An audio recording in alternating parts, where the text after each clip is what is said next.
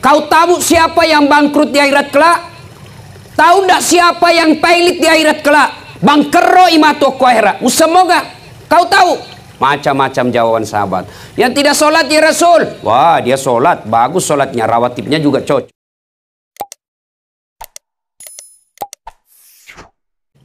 Ini berkaitan dengan ibadah Ramadan. Jika ada di antara kita ini puasanya lengkap 30. Tiap malam tarawih, akhir malam tahajud, tiap hari tadarus, akhir dia puasa, iktikaf 10 malam terakhir. Tapi sama tetangga di sebelah musuh. Sebelah kiri bombeknya, di depannya si salah-salai, monribolana newe si Bali. Semua dia musuh-musuh sama tetangganya, maka orang seperti ini sia-sia amalnya kepada Allah. Bermusuhan, tetangga, depan, belakang. Apa biasa orang bermusuhan bertetangga? Apa sebabnya? Satu, musik. Tetangga punya tape baru, suka lagu dangdut. Tetangganya sakit gigi, lalu dia putar lagu dangdut yang tidak disuka tetangganya. Barangkali kita boleh berkata, radio-radioku, listrik-listrikku, saya bayar listrik, rumah-rumahku, saya mau kencang mau kecil urusan saya. Nah bilang tetangga tak, rumah-rumahku, pintu-pintuku, telinga-telingaku, kenapa musikmu masuk di telingaku? Coba, maka Bapak hargai tetangga, silahkan mutar musik, tapi jangan mengganggu tetangga. Bisa jadi tetangga lagi sakit atau bertengkar, kita putar musik, itu membuat orang bisa bertengkar. Apalagi yang membuat kita bertengkar, bertetangga, apa? Pagar. Pagar yang satu masyarakat biasa, yang satu masyarakat licik. Bikin pagar kalasi, curang. Pertama patoknya di dalam. Pagarnya di dalam. Di luar patoknya, pagarnya di dalam. 3 bulan kemudian dia perbaiki pagarnya. Kayunya di luar. Berikutnya lagi, tancapnya lagi di luar. 1 tahun bikin pagar, dia ambil tanahnya orang 1 jengkal. Orang seperti ini, agama mengajarkan siapa yang mengambil tanah sesama muslim 1 jengkal, dipikul nanti di akhirat 1 petaka langit. Tangkis mako itu. Apalagi yang membuat orang bertengkar, biasa apa? Tumbuhan. Tetangganya suka pelihara mangga, tapi tidak pelihara sampah. Dia tanam mangga besar, akhirnya mangganya nyebrang ke pagarnya tetangga.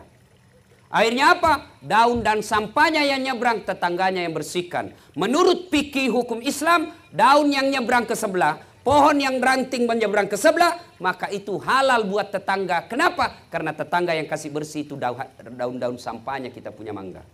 Tuh kalau sampah menyeberang. Nah, bila mahasiswaku, kalau istrinya tetangga Ustaz, bagaimana? Halal juga sebenarnya. Lain itu cilaka. Beda. Bapak saudara-saudara sekalian, apalagi yang membuat kita bertengkar tetangga? Apa? Tumbuhan, ternak. Tetangga pecinta bunga. Wah banyak. Apa yang mahal-mahal itu? Kembang cinta dan lain sebagainya. Nah, tetangganya hobi tanaman. Dia bagusinlah tanamannya. Tetangganya pelihara kambing. Tidak diikat. Tetangga pelihara bunga, datanglah kambing. Dia makan semua bunga kita. Bertengkarlah kita. Maka silakan pelihara burung, pelihara peternakan. Tapi jangan sampai lalai akhirnya menyerobot tanaman tetangga. Apalagi yang kadang-kala membuat kita bermusuhan dan tetangga. Apa? Anak.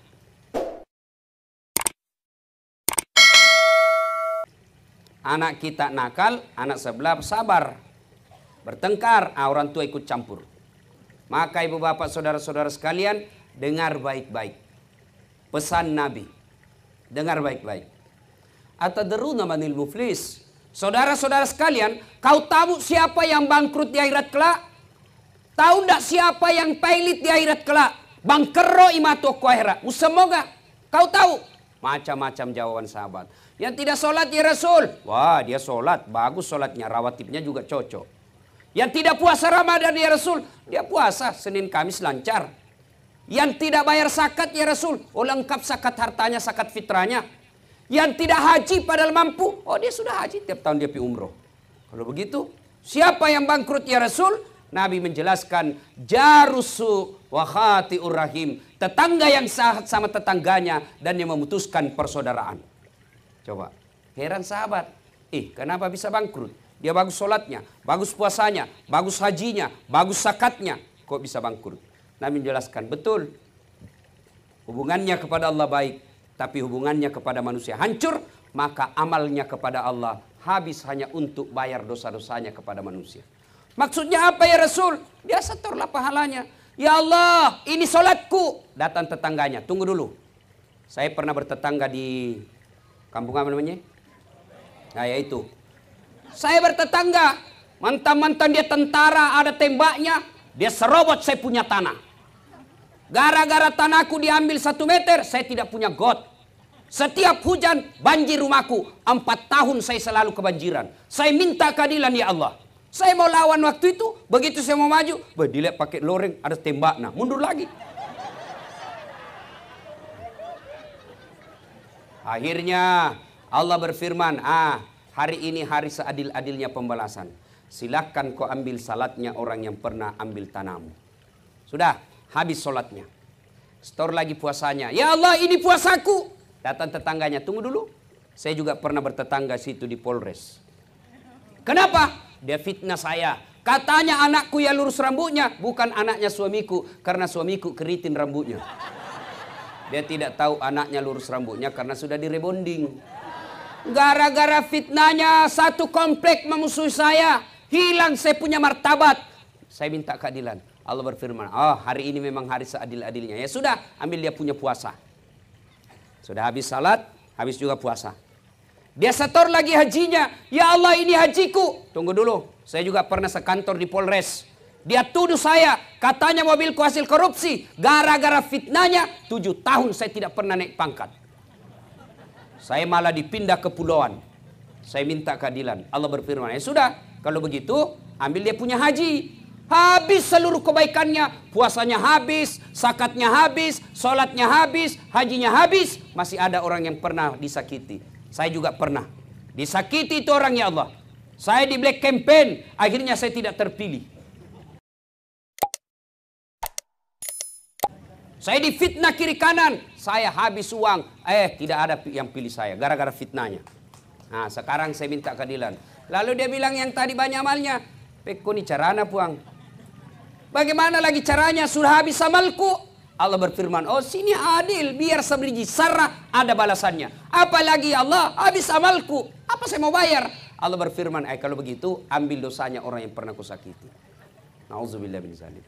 Maka akhir Ramadan kita rayakan biasa selesai Idul Fitri, tradisi orang Indonesia ada yang disebut halal bihalal. Kita saling menghalalkan. Sakit hatiku Ustaz, nafitnah kak, maafkan saja, biar Allah yang balas. Kalau Allah yang balas Pak, bukan cuma dimutasi, susah hidupnya. Kalau kita balas, oke, lapor ke polisi, sampai di polisi, atur damai, selesai. Tapi kalau Allah yang balas, sudah, tidak usah kita nak kasih ginjal, nak kasih mencret saja 2 minggu. Apa, masih bisa kita sosialisasi kalau mencret-mencret maki.